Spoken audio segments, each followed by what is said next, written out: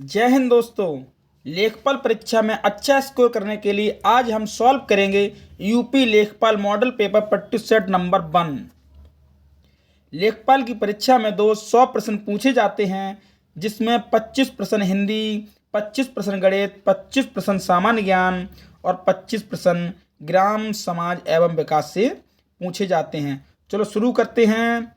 हिंदी प्रश्न नंबर 1।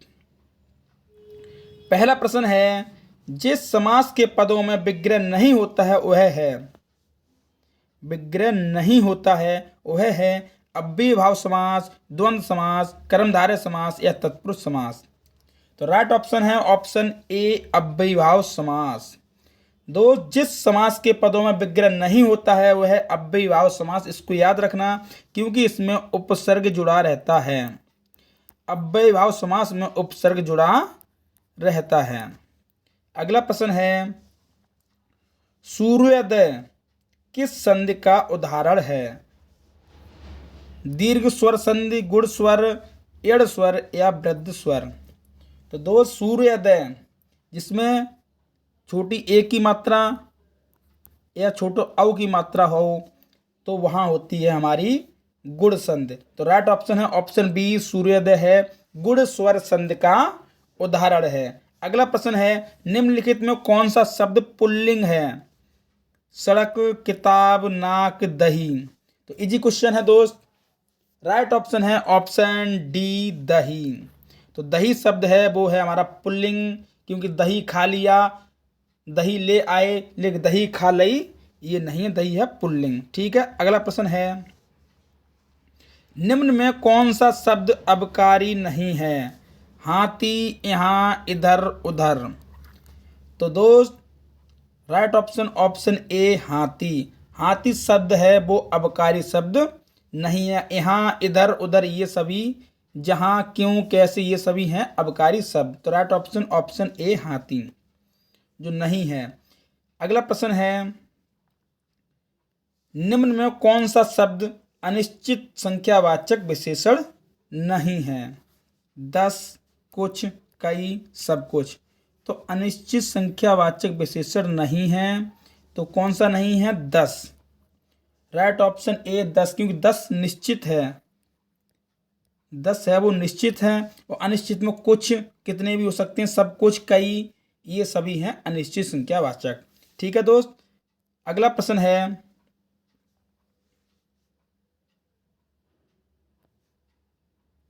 निम्नलिखित में कौन जातवाचक संज्ञा का उदाहरण नहीं है? आदमी, औरत, विद्यार्थी, भारत। तो जातवाचक संज्ञा का उदाहरण नहीं है। तो राइट ऑप्शन है ऑप्शन डी, भारत है वो जातवाचक संज्ञा का उदाहरण नहीं है। ये दोस्त व्यक्तिवाचक संज्ञा का उदाहरण है। व्यक्तिवाचक संज्ञा। भारत जो किसी जात का बोध कराती हो वो है जातवाचक संज्ञा, जैसे लड़का, पहाड़, नदी, पर्वत। लेकिन व्यक्तिवाचक संज्ञा दोस्त जो किसी व्यक्ति, वस्तु, स्थान का बोध कराती है वो होती है व्यक्तिवाचक संज्ञा। तो भारत है हमारी व्यक्तिवाचक संज्ञा, ना कि जातवाचक संज्ञा। तो अगला प्रश्न है, निम्नलिखित में कौन एक तत्सम शब्द है? आदमी, औरत, विद्यार्थी, भारत। तो राइट ऑप्शन है ऑप्शन बी, औरत है वो हमारा तत्सम शब्द है, बाकी सभी ये तद्भव शब्द हैं। अगला प्रश्न है,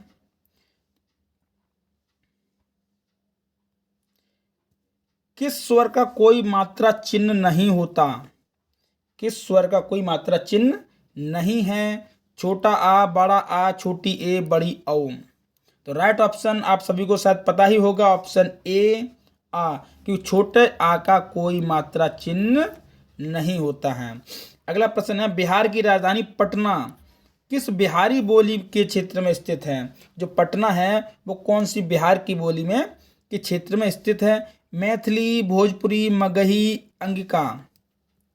तो राइट ऑप्शन है ऑप्शन सी, मगही।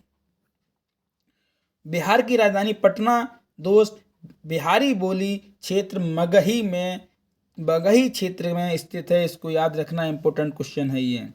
अगला प्रश्न है 4 दिन की चांदनी मुहावरे का सही अर्थ क्या है? 4 दिन की चांदनी, खूब प्रकाशित होना, थोड़े दिन का सुख, खत्म होना, बेफिक्र रहना। तो राइट ऑप्शन है ऑप्शन बी, थोड़े दिन का सुख। 4 दिन की चांदनी फिर अंधियारा पाक, मतलब थोड़े दिन का सुख। अगला प्रश्न है यथार्थ किस समास का उदाहरण है?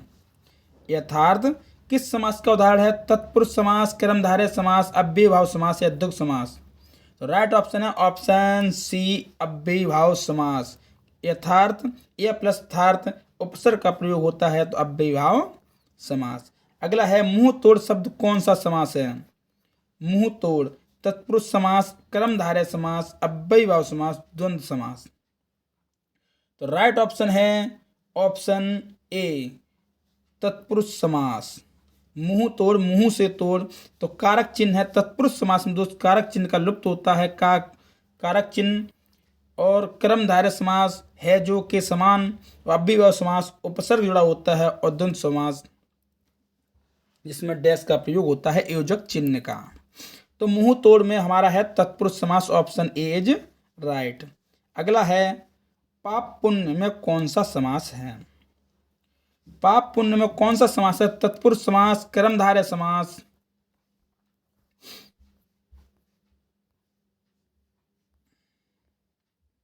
या अव्ययीभाव समास या द्वंद्व समास। तो राइट ऑप्शन है ऑप्शन डी, पाप पुण्य में है द्वंद्व समास, क्योंकि इसमें योजक चिन्ह का प्रयोग होता है।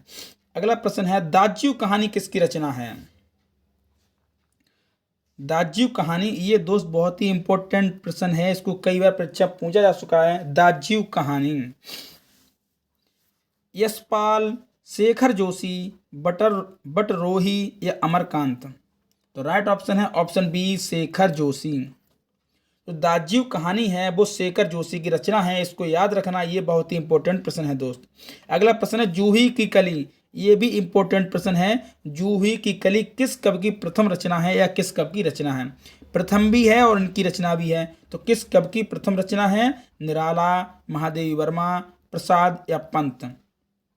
तो राइट ऑप्शन है ऑप्शन ए, निराला। तो जूही की कली निराला जी की प्रथम रचना है, इसको याद रखना, ये बहुत ही इंपॉर्टेंट प्रश्न है दोस्त। अगला प्रश्न है ऋण जल धन जल किसका रिपोर्तार्ज है? फणीश्वर नाथ रेणु, शिव प्रसाद सिंह, शिव पूजन सहाय या राम वृक्ष बेनीपुरी। तो राइट ऑप्शन है ऑप्शन ए, ऋण जल धन जल रिपोर्तार्ज है फणीश्वर नाथ रेणु। फणीश्वर नाथ रेणु का ऋण जल धन जल का रिपोर्तार्ज है दोस्त, इसको याद रखना। अगला प्रश्न है कौन सी रचना रेणु की नहीं है? मेला आंचल, प्रति परकथा, पलटू बाबू रोड या देहाती दुनिया। तो इनमें से कौन सी रचना रेणु की नहीं है? तो राइट ऑप्शन है ऑप्शन डी, देहाती दुनिया। देहाती दुनिया ये रचना रेणु की नहीं है, ये रचना है दोस्त शिव पूजन सहाय। शिव पूजन सहाय। तो देहाती दुनिया शिव पूजन सहाय की रचना है, ना कि रेणु की, इसको भी याद रखना दोस्त। ये देहाती दुनिया इंपोर्टेंट प्रश्न है, इसकी रचयिता कौन है? तो है शिव पूजन सहाय। अगला प्रश्न है केशव दास ने किस तत्व को काव्य की आत्मा कहा है? अलंकार को, रस को, वक्रोक्त को या छंद को। तो राइट ऑप्शन है ऑप्शन ए, अलंकार को। तो केशव दास ने अलंकार को काव्य की आत्मा कहा है, इसको याद रखना कि काव्य की आत्मा किससे कहा गया? अलंकार को। और किसने कहा है? तो केशव दास ने कहा है। अगला प्रश्न है निम्न में कौन सा शब्द शुद्ध है? कौन सा शब्द शुद्ध है? प्रवज्या, प्रवरज्या, प्रवरज्या, प्रवेज्या। तो राइट ऑप्शन है ऑप्शन ए, प्रवज्या। तो शुद्ध लिखा जाता है प्रवज्या, ऑप्शन ए प्रवज्या। तुम खाओ किस प्रकार का वाक्य है? तुम खाओ किस प्रकार का वाक्य है? निषेधवाचक, प्रश्नवाचक, आज्ञावाचक, इच्छावाचक। तो दोस्त राइट ऑप्शन है ऑप्शन सी आज्ञावाचक, क्योंकि इसमें आज्ञा दी जा रही, प्रश्नवाचक है तो प्रश्नवाचक चिन्ह इसमें है नहीं, इच्छा है नहीं, मना किया नहीं गया, निषेधवाचक मना किया गो, ये आज्ञा दी गई है कि तुम खाओ, आज्ञा सूचक वाक्य है। अगला प्रश्न है हिया का तत्सम शब्द क्या है? हिया का तत्सम शब्द क्या है? रिया, हंसना, हृदय, दिल। तो राइट ऑप्शन है ऑप्शन सी हृदय। तो हिया का तत्सम शब्द है दोस्त हृदय, इसको याद रखना। अवसाद में कौन सा उपसर्ग प्रयोग हुआ है? अवसाद में कौन सा उपसर्ग? अब, अप, अभी, अन। तो राइट ऑप्शन है ऑप्शन ए अब। अवसाद में अब प्लस साद। अगला प्रश्न है दुह प्लस कर किस संधि का उदाहरण है? दुष्कर, दुष्करे, दुकर, डुकरा। तो राइट ऑप्शन ऑप्शन ए दुष्कर। अगला प्रश्न है गगन चुंबी का समास विग्रह क्या है? गगन चूमना, गगन चूमने वाला, गगन में रहने वाला, ऊपर उनमें से कोई नहीं। तो राइट ऑप्शन है ऑप्शन बी गगन को चूमने वाला। गगन चुम्मी का समास विग्रह गगन को चूमने वाला। अगला प्रश्न है जिसे लागना बहुत कठिन हो का अर्थ है? हिंदी का लास्ट प्रश्न, प्रश्न नंबर 25। इसके बाद गणित के प्रश्न शुरू होंगे, उसके बाद सामान्य ज्ञान के। तो जिसे लागना बहुत कठिन हो का क्या अर्थ है? दुर्लग्य, दुर्छलांग या दुर्फलांग, या इनमें से कोई नहीं। तो राइट ऑप्शन है ऑप्शन ए दुर्लग्य। ठीक है दोस्त, हिंदी के 25 प्रश्न कंप्लीट हुए। उसके बाद आते हैं प्रश्न नंबर 26 से गणित के प्रश्न, जो कि हम इनको अभी नहीं कराएंगे, इससे पहले कराएंगे हम सामान्य ज्ञान 25 और 25 50 गणित के। तो प्रश्न नंबर 51 से सामान्य ज्ञान से। प्रश्न नंबर 51 सामान्य ज्ञान।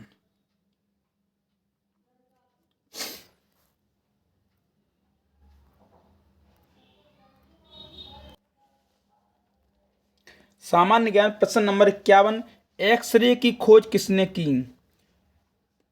Ronald Ross, H C. Urey, W.K. Roentgen या जी मार्कोनी। तो राइट ऑप्शन है ऑप्शन सी W.K. रोंटजन। तो रोंटजन ने W.K. रोंटजन ने एक्सरे की खोज की, इसको याद रखना। और दोस्त रोनाल्ड रॉस ने किसकी खोज की? इन्होंने की है मलेरिया के टीके की, मलेरिया रोगाणु।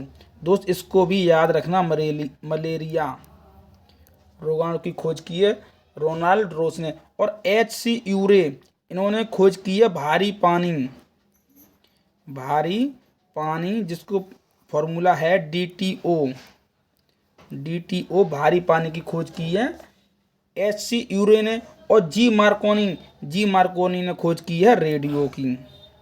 दोस्त ये सभी नाम इम्पोर्टेंट हैं, तो इसको याद रखना कि एक्सरे की खोज रोंटजन ने की है, और मलेरिया के टीके की खोज रोनाल्ड रॉस ने, और भारी पानी DTO की खोज की है एच.सी. यूरे ने, और रेडियो की खोज की है जी मार्कोनी ने। ठीक है दोस्त, इसको याद रखना, इंपॉर्टेंट प्रश्न है ये। अगला प्रश्न है प्रश्न नंबर 52, प्राचीन सिक्कों पर बीड़ा बजाते हुए दिखाया गया हिंदू राजा कौन था?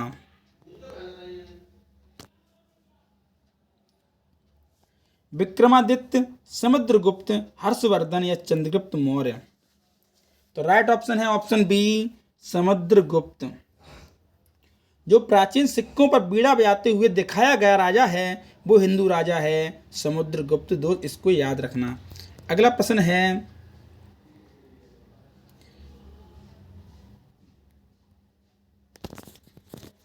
किसने कहा था कि किसने कहा था स्वराज मेरा जन्म सिद्ध अधिकार है और मैं इसे लेकर रहूंगा? मोहनदास करमचंद गांधी, बाल गंगाधर तिलक, जी.के. गोखले या भीमराव अम्बेडकर। तो राइट ऑप्शन है ऑप्शन बी बाल गंगाधर तिलक। तो बाल गंगाधर तिलक का नारा था स्वराज मेरा जन्म सिद्ध अधिकार है और मैं इसे लेकर रहूंगा। अगला प्रश्न है चोरा चोरी कांड के बाद गांधी जी ने स्थित कर दिया था। चोरा चोरी कांड के बाद दोस्त चोरा चोरी कांड कब हुआ? ये हुआ है 4 फरवरी 1922। 4 फरवरी 1922 को चोरा चोरी कांड हुआ है, जिसके बाद गांधी जी ने क्या सिद्ध कर दिया था? सबने अवज्ञा आंदोलन या खिलाफत आंदोलन या असहयोग आंदोलन या भारत छोड़ो आंदोलन। तो राइट ऑप्शन है ऑप्शन सी, असहयोग आंदोलन। चोरा चोरी कांड के बाद असहयोग आंदोलन स्थगित कर दिया गया था और असहयोग आंदोलन शुरू हुआ था दोस्त 1920 में। असहयोग आंदोलन 1920 में हुआ था और सविनय अवज्ञा आंदोलन शुरू हुआ था 1930 में, और खिलाफत आंदोलन भी दोस्त 1920 में शुरू हुआ था और भारत छोड़ो आंदोलन 1942 में शुरू हुआ था। तो चोरा चोरी कांड 4 फरवरी 1922 को हुआ था और इसके बाद असहयोग आंदोलन को स्थगित कर दिया गया था, जो कि हुआ था 1920 में शुरू। ठीक है दोस्त। और सवज्ञा बंद आंदोलन 1930 में शुरू हुआ, खिलाफत आंदोलन 1920 में शुरू हुआ, भारत छोड़ो आंदोलन 1942 में शुरू हुआ। दोस्त ये भी इंपॉर्टेंट है, इनको आप अच्छी तरीके से याद रखना। अगला प्रश्न है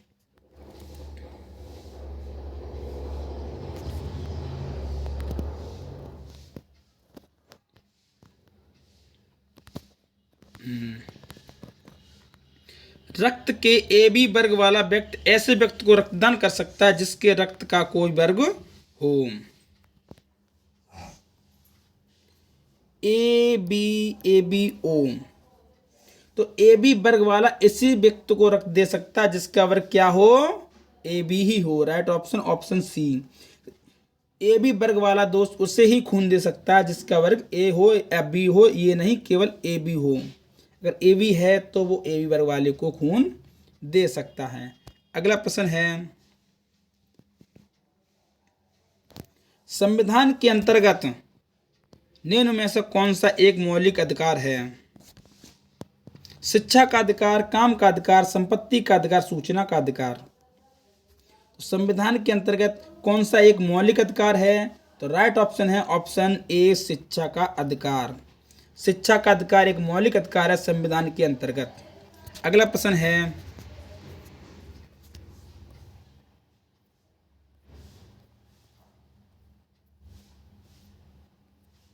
प्रश्न नंबर 57।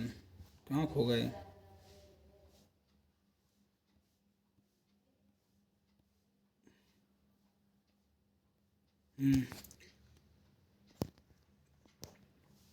जवाहर सुरंग किस राज्य में है?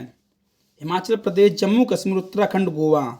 तो जवाहर सुरंग दोस्त किस राज्य में है? ये राइट ऑप्शन है ऑप्शन बी, जम्मू कश्मीर। तो जवाहर सुरंग हमारी जम्मू कश्मीर में है। अगला प्रश्न है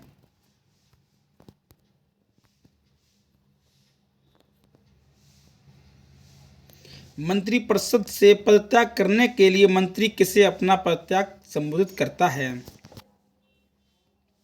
मंत्रिपरिषद से पदत्याग करने के लिए मंत्री किसे अपना पदत्याग संबोधित करता है? राष्ट्रपति, उपराष्ट्रपति, प्रधानमंत्री, लोकसभा अध्यक्ष। तो राइट ऑप्शन है ऑप्शन ए, राष्ट्रपति। अगला प्रश्न है महरौली लौह स्तंभ कहाँ स्थित है? जबलपुर, अमृतसर, उदयपुर या नई दिल्ली। तो राइट ऑप्शन है ऑप्शन ए, जबलपुर। तो महरौली लौह स्तंभ जबलपुर में स्थित है दोस्त, इसको याद रखना, ये इंपॉर्टेंट प्रश्न है। अगला है गोल क्रांति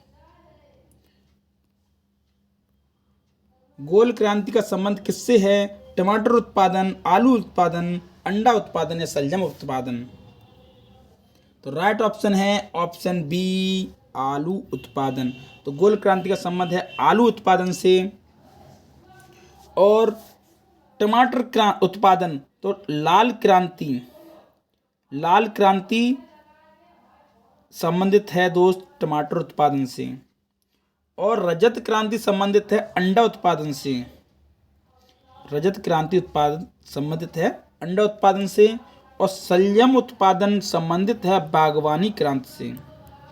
ठीक है दोस्त, इसको याद रखना कि गोल क्रांति आलू से संबंधित है और लाल क्रांति टमाटर से संबंधित है और रजत क्रांति अंडा से संबंधित है और बागवानी क्रांति शलजम से संबंधित है। जैसे बागवानी शलजम, फल और सब्जियां वो हैं बागवानी क्रांति से। शलजम है, गोभी है, ये सभी बागवानी क्रांति से संबंधित हैं।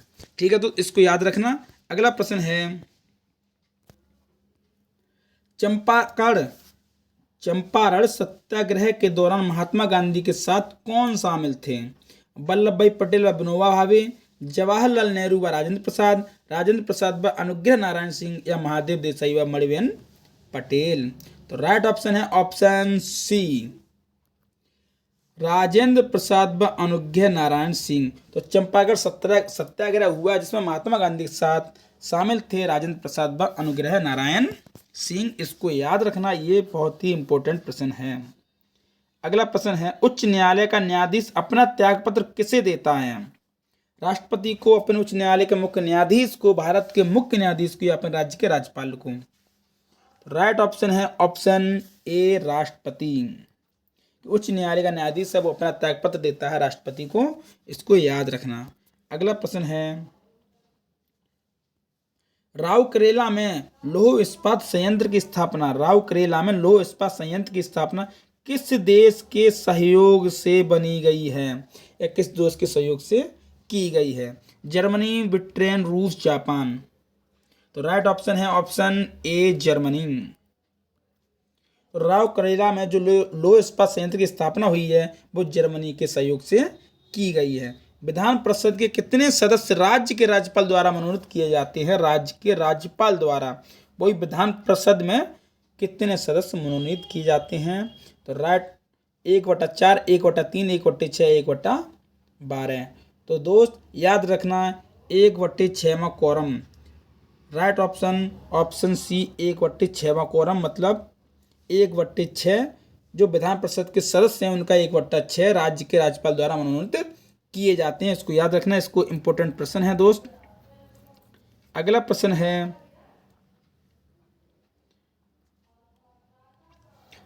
राजा राम मोहन राय और डेविड हेयर निम्नलिखित में किसकी स्थापना से जुड़े हैं? Hindu college, Ripon college, MU college, या संस्कृत कॉलेज? तो राइट ऑप्शन है ऑप्शन ए, हिंदू कॉलेज। अगला प्रश्न है ओजोन परत अवस्थित है, जो ओजोन परत है वो किस में अवस्थित है? क्षोभ मंडल में, या क्षोभ सीमा में, या सप्ताह मंडल में, या प्रकाश मंडल में? तो दोस्त ये तो आपको पता ही होगा, O3 ओजोन, ये संबंधित है समताप मंडल से। Option C is right. अगला प्रश्न है विश्व का सबसे गर्म प्रदेश स्थित है? विश्व का सबसे गर्म प्रदेश स्थित है कहाँ है? दक्षिण अफ्रीका, और कौन सी जगह? भूमध्य रेखीय प्रदेश, भूमध्य सागरीय प्रदेश, या चीन तुल्य प्रदेश, या सहारा तुल्य प्रदेश? तो विश्व का सबसे गर्म प्रदेश है सहारा तुल्य प्रदेश, ऑप्शन डी, जो कि है दक्षिण अफ्रीका में। ठीक है दोस्त, इसको याद रखना, सहारा तुल्य प्रदेश सबसे गर्म प्रदेश है और जो है दक्षिण अफ्रीका में। अगला प्रश्न है 66 के बाद 67।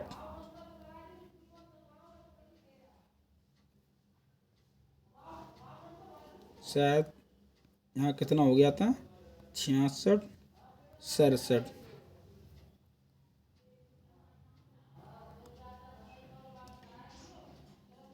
चलो यहाँ से करना है। सिखों के पवित्र धार्मिक ग्रंथ गुरु ग्रंथ साहब के संकलन करता है गुरु अर्जुन देव, गुरु नानक देव, गुरु गोविंद सिंह, गुरु रामदास? तो राइट ऑप्शन ए, गुरु अर्जुन देव। सिखों के पवित्र धार्मिक गुरु ग्रंथ साहिब के जो संकलन करता है वो हैं गुरु अर्जुन देव। ठीक है दोस्त, इसको याद रखना। अगला प्रश्न है निम्नलिखित में भारत में पहला नगर निगम कहाँ स्थापित किया गया था? पहला नगर निगम कहाँ स्थापित हुआ था? कलकत्ता, चेन्नई, मुंबई, दिल्ली? तो राइट ऑप्शन है ऑप्शन बी चेन्नई। तो भारत में पहला नगर निगम चेन्नई में स्थापित किया गया था। ये प्रश्न कई बार परीक्षा में पूछा जा चुका है, इंपॉर्टेंट प्रश्न दोस्त, इसको याद रखना। उत्तर प्रदेश को भारत के कितने राज्यों की सीमाएं स्पर्श करती हैं? 4, 6, 7, 3। तो राइट ऑप्शन ऑप्शन सी 7। अगला प्रश्न है पासवर्ड का प्रयोग किया जाता है सुरक्षा के लिए, प्रिंट के लिए, मेन्यू के लिए, एडिट के लिए। तो इजी क्वेश्चन है दोस्त, ये तो आप सभी को पता होगा कि पासवर्ड का प्रयोग सुरक्षा के लिए किया जा सकता है। Right option option A. अगला प्रश्न है वर्ष 2019 में होने वाला क्रिकेट वर्ल्ड कप कहाँ खेला जाएगा? कहाँ खेला जाएगा, लेकिन ये दोस्त हो चुका है, तो कहाँ खेला गया था? तो वर्ष 2019 में होने वाला क्रिकेट वर्ल्ड कप कहाँ खेला गया था? कहाँ खेला गया था? ऑस्ट्रेलिया एवं न्यूजीलैंड, भारत एवं बांग्लादेश, वेस्ट इंडीज, इंग्लैंड और बेल्जियम में। तो right option option D England और बेल्जियम में।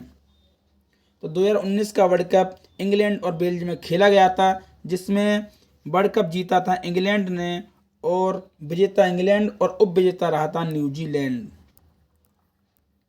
2019 में वर्ल्ड कप हुआ था इंग्लैंड में, और जिसमें विजेता इंग्लैंड रहा था और उप विजेता रहा था न्यूजीलैंड। ठीक है दोस्त। अगला प्रश्न है 16वीं लोकसभा के लिए चुनी गई महिला सदस्यों की संख्या कितनी है? 16वीं लोकसभा के लिए जो चुनी गई महिला सदस्यों की संख्या है वो 49, 61, 63, 67। तो राइट ऑप्शन ऑप्शन बी 61। तो 16वीं लोकसभा के लिए चुनी गई महिलाओं की संख्या 61 दोस्त, इसको याद रखना। अगला प्रश्न है मेट्रोमैन के नाम से कौन प्रसिद्ध है? मेट्रोमैन ई श्रीधर, ए शिवनाथु पिल्ले, एम स्वामीनाथन या उनमें से कोई नहीं। तो राइट ऑप्शन है option A E Sreedhar. E Sreedhar metro man के नाम से प्रसिद्ध हैं, इसको याद रखना दोस्त, ये भी इम्पोर्टेंट प्रश्न है। अगला प्रश्न है 75 प्रश्न है, ये लास्ट प्रश्न है सामान्य ज्ञान का। उसके बाद 76 से चालू हो जाएंगे ग्राम समाज एवं विकास के प्रश्न। तो 25 प्रश्न समाप्त होने वाले हैं सामान्य ज्ञान के। लास्ट प्रश्न है वर्तमान में कितनी क्षेत्रीय भाषाओं को शास्त्रीय भाषा का दर्जा दिया गया है? 5, 7, 6, 4 क्षेत्रीय भाषाओं को शास्त्रीय भाषा का दर्जा दिया गया है। तो राइट ऑप्शन है ऑप्शन सी 6।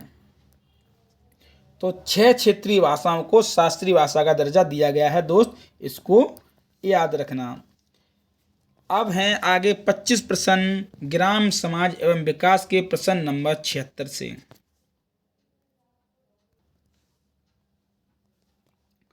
निम्नलिखित भारतीय राज्यों में किसी एक का कुल वन क्षेत्र न्यूनतम है?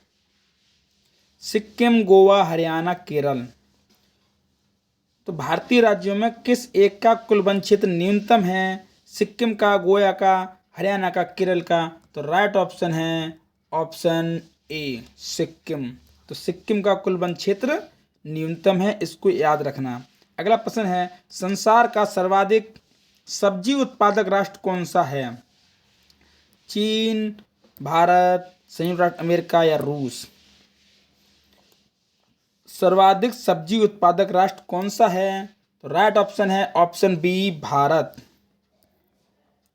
भारत विश्व का सर्वाधिक सब्जी उत्पादक राष्ट्र है दोस्त, इसको याद रखना। अगला प्रश्न है विश्व में सर्वाधिक तिलहन राष्ट्र कौन सा है? भारत, चीन, संयुक्त राज्य अमेरिका या रूस। तो राइट ऑप्शन है ऑप्शन सी संयुक्त राष्ट्र अमेरिका। तो सर्वाधिक तिलहन राष्ट्र है वो है संयुक्त राज्य अमेरिका, और सर्वाधिक सब्जी राष्ट्र उत्पादक है वो हमारा भारत है, इसको याद रखना, ये इंपॉर्टेंट प्रश्न है। उत्तर प्रदेश को पूर्व में किस नाम से जाना जाता था? उत्तर प्रदेश को पूर्व में किस नाम से जाना जाता था?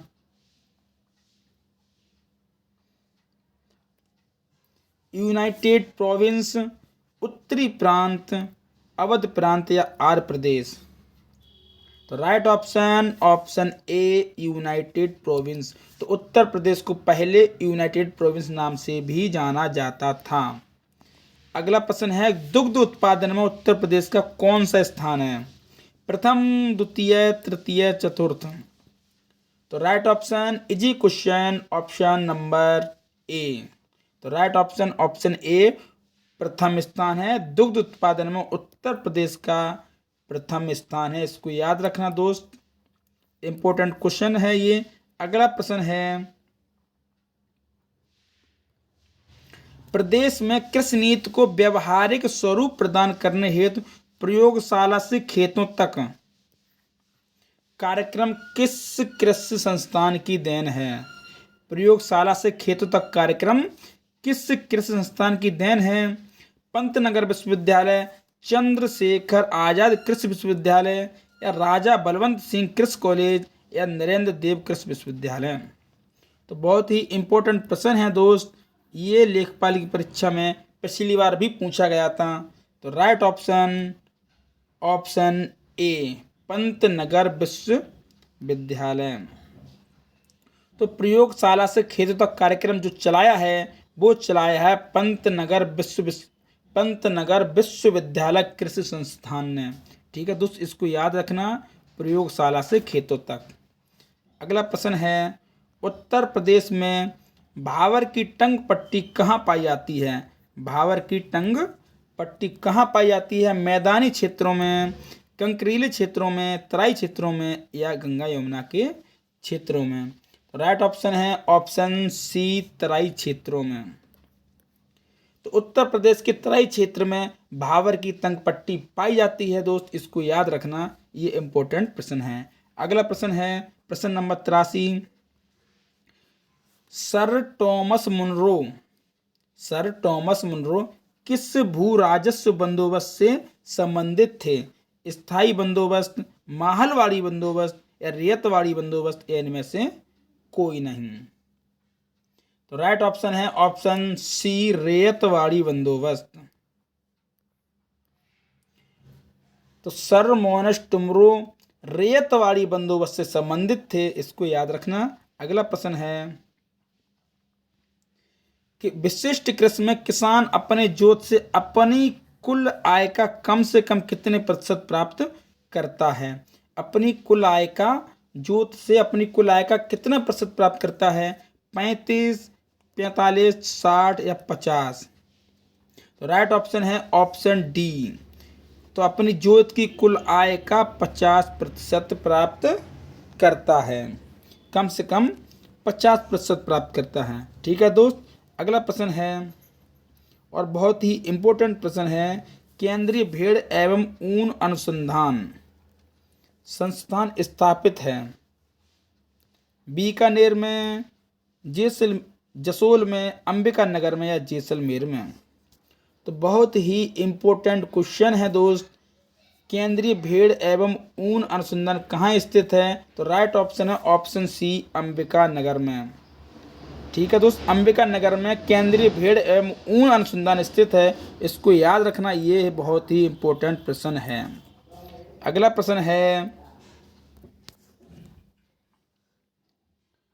प्रश्न है भारतीय किसानों की वित्तीय आवश्यकताओं की पूर्ति हेतु अल्पकालिक ऋण कितनी अवधि के लिए प्रदान किया जाता है? 12 माह, फसल अवधि के अनुरूप 15 माह, या 4 माह। तो भारतीय किसानों को वित्तीय आवश्यकताओं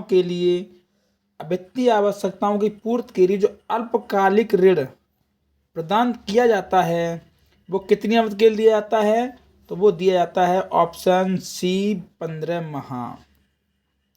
तो राइट ऑप्शन है ऑप्शन सी 15 माह के लिए अल्पकालिक ऋण दिया जाता है। अगला प्रश्न है कौन सी कृषि पद्धति 21वीं सदी की कृषि हेतु आवश्यक मानी जा रही है? 21वीं सदी की कृषि हेतु कौन सी कृषि पद्धति आवश्यक मानी जा रही है? बहु प्रकार खेती पद्धति, यंत्रीकरण कृषि पद्धति, या पारिस्थितिकीय कृषि पद्धति, या सहकारी कृषि पद्धति। तो राइट ऑप्शन है ऑप्शन सी पारिस्थितिकीय कृषि पद्धति। 21वीं सदी की कृषि सबसे आवश्यक मानी जा रही है। तो राइट ऑप्शन ऑप्शन सी पारिस्थितिकीय कृषि पद्धति। अगला प्रश्न है सर्वाधिक पुष्पोत्पादन करने वाला राष्ट्र है Israel, Netherlands, England, Germany, Netherlands. तो सर्वाधिक पुष्पोत्पादन है, सर्वाधिक सबसे ज़्यादा पुष्प उत्पादन करने वाला राष्ट्र है ऑप्शन डी नीदरलैंड। तो राइट ऑप्शन नीदरलैंड सर्वाधिक पुष्प उत्पादन करने वाला राज्य है, इसको याद रखना दोस्त। अगला प्रश्न है प्रश्न नंबर 88-89।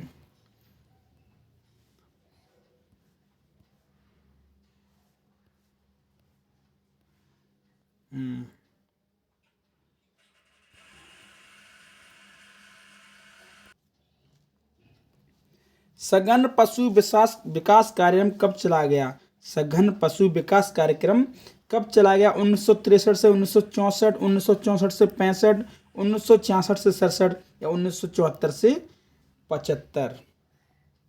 तो राइट ऑप्शन है ऑप्शन बी 1964 से 1965 में सघन पशु विकास कार्यक्रम चलाया गया। इसको याद रखना, सघन पशु विकास कार्यक्रम 1964 से 1965 तक चलाया गया। उत्तर प्रदेश संपूर्ण भारत का लगभग कितना खाद्यान्न उत्पादित करता है? उत्तर प्रदेश 21%, 20.9%, 11.3% या 15.7%। तो उत्तर प्रदेश संपूर्ण भारत का कितना प्रतिशत खाद्यान्न उत्पादन करता है? तो राइट ऑप्शन है ऑप्शन ए 21%। पूरे भारत का 21% उत्तर प्रदेश खाद्यान्न उत्पादित करता है, इसको याद रखना। अगला प्रश्न है भारत के समग्र मछली उत्पादक में किस क्षेत्र का योगदान सर्वाधिक है? मछली उत्पादन में किस क्षेत्र का योगदान सर्वाधिक है? अंतर्देशीय, घरेलू, समुद्री क्षेत्र, समस्त समुद्री क्षेत्र या इनमें से कोई नहीं। तो राइट ऑप्शन है ऑप्शन ए अंतर्देशीय। अगला प्रश्न है और बहुत ही इंपॉर्टेंट प्रश्न है राष्ट्रीय ग्रामीण संस्थान कहाँ स्थित है? हैदराबाद में, मैसूर में, बेंगलुरु में या नागपुर में? Right option option A Hyderabad में। राष्ट्रीय ग्रामीण संस्थान हैदराबाद में स्थित है दोस्त, इसको याद रखना, ये इंपॉर्टेंट प्रश्न है। राष्ट्रीय ग्रामीण संस्थान हैदराबाद। अगला प्रश्न है केंद्रीय विपणन समितियों का कार्यक्षेत्र होता है राष्ट्रीय स्तर पर, राज्य स्तर पर, जिला स्तर पर या कमिश्नरी स्तर पर? केंद्रीय विपणन समितियों का कार्यक्षेत्र होता है। तो राइट ऑप्शन है ऑप्शन सी जिला स्तर पर। तो जिला स्तर पर केंद्रीय विपणन समितियों का कार्यक्षेत्र होता है, इसको याद रखना। अगला प्रश्न है उत्तर प्रदेश का क्षेत्रफल, वर्तमान में उत्तर प्रदेश का क्षेत्रफल कितना है? 2,49,411 वर्ग किलोमीटर या 2,40,928 वर्ग किलोमीटर या 2,94,411 वर्ग किलोमीटर या 3,25,425 वर्ग किलोमीटर? तो राइट ऑप्शन ऑप्शन बी 2,40,928 वर्ग किलोमीटर उत्तर प्रदेश का क्षेत्रफल है, इसको याद रखना, ये इंपॉर्टेंट प्रश्न है दोस्त। अगला प्रश्न है भारत में हरित क्रांति का जनक किसे माना जाता है? ये तो इजी क्वेश्चन है, सभी को पता होगा। Doctor R Gadgil, doctor William Gaud, doctor Norman Borlaug या एम एस स्वामीनाथन? तो right option option D doctor M S Swaminathan Bharat में हरित क्रांति का जनक कहा जाता है और विश्व में हरित क्रांति का जनक नॉर्मन बोरलॉग, विश्व में हरित क्रांति का जनक। ठीक है दोस्त, विश्व में हरित क्रांति का जनक माना जाता है नॉर्मन बोरलॉग को और भारत में हरित क्रांति का जनक माना जाता है एम एस स्वामीनाथन को, इसको याद रखना। अगला प्रश्न है प्रश्न नंबर 96 सर्वाधिक ग्रामीण जनसंख्या प्रतिशत किस राज्य में पाया जाता है? उत्तर प्रदेश, बिहार, राजस्थान, हिमाचल प्रदेश? सर्वाधिक ग्रामीण जनसंख्या प्रतिशत राज्य में किस राज्य में पाया जाता है? Right option option D, Himachal Pradesh. Himachal Pradesh में सर्वाधिक ग्रामीण जनसंख्या प्रतिशत पाया जाता है। अगला प्रश्न है, राष्ट्रीय कृषि वानिकी अनुसंधान केंद्र कहाँ स्थित है? ये भी इंपॉर्टेंट प्रश्न है दोस्त। इंदौर, भोपाल, कानपुर या झांसी?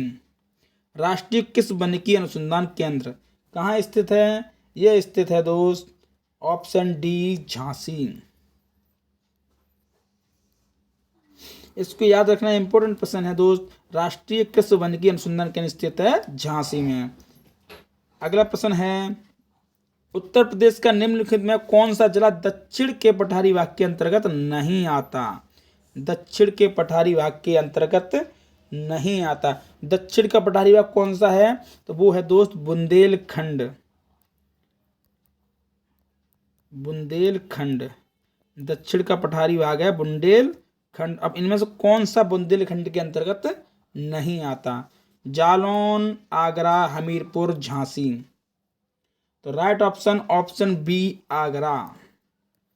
आगरा है ये उत्तर प्रदेश के दक्षिण के पठारी भाग के अंतर्गत नहीं आता। और दक्षिण का पठारी भाग कौन सा है हमारा? उत्तर प्रदेश का दक्षिण का भूभाग है बुंदेलखंड। अगला प्रश्न है, उत्तर प्रदेश के दक्षिण में स्थित भू पठारी भाग को किस नाम से जानते हैं? तो ये अभी हमने बताया आपको। दक्षिण के भू पठारी भाग को किस नाम से जानते हैं? विंध्य पठार, सतपुड़ा पठार, बुंदेलखंड पठार या बघेलखंड? तो right option option D, Bundelkhand पठार। उत्तर प्रदेश के स्थित दक्षिण भाग को कहा जाता है बुंदेलखंड पठार। इसको याद रखना दोस्त। अब लास्ट प्रश्न है प्रश्न नंबर 100। उत्तर प्रदेश में निम्नलिखित में किन अक्षांशों व देशांतों के मध्य स्थित है? उत्तर प्रदेश निम्नलिखित में किन अक्षांशों व देशांतरों के मध्य स्थित है? तो राइट ऑप्शन आपको बताना है 25 डिग्री 52 अंश उत्तरी अक्षांश से लेकर 30 डिग्री 28 अंश उत्तरी अक्षांश तथा 73 डिग्री 73 अंश 3 डिग्री पूर्व देशांतर से 84 डिग्री 49 अंश पूर्व देशांतर तक। तो यही हमारा राइट ऑप्शन है। इसको याद रखना दोस्त। उत्तर प्रदेश की जो उत्तरी अक्षांश, उत्तर प्रदेश के जो अक्षांश हैं जिसके मध्य में स्थित है वो 23 अंश 52 डिग्री उत्तरी अक्षांश से 30 अंश 28 डिग्री उत्तरी अक्षांश तक तथा 73 अंश 3 डिग्री पूर्व देशांतर से और 84 अंश 49 डिग्री पूर्व देशांतर तक के मध्य स्थित है। इसको याद रखना दोस्त। 100 प्रश्न पूरे हुए। ये लेखपाल का प्रैक्टिस सेट नंबर 1 कंप्लीट हुआ। आगे ऐसे ही आपको प्रैक्टिस सेट देखने के लिए हमारे चैनल के सब्सक्राइब कीजिए और वीडियो देखने के लिए बहुत बहुत धन्यवाद। वीडियो अच्छी लगी हो तो लाइक कर दें, कमेंट कर दें। जय हिंद, जय भारत।